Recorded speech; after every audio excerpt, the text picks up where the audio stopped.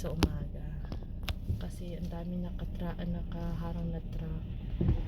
Ayan. Kung may construction kasi rito. Ayan. Hanggang dito na lang at pinakita ko lang sa inyo kung paano maging mahirap ang snow rito sa Canada. Maganda siya sa tingin pero mahirap pag kayo'y naka-stay rito. Ayun po. Bye bye! Pala, may shout out sa aking mga kaibigan sa Team Tiramisu, si aming founder na si Boy Peralta, sa aming founder sa Team Pangat, si Nilo Magnayi, ayan, ang aming founder sa Luzon, Visayas, Mindanao, si Sisi Loves Lin Italy. Ayan, may shout out kay Pastor Christ, ang Team Anay, may shout out ang Team Diba, may shout out po sa atin.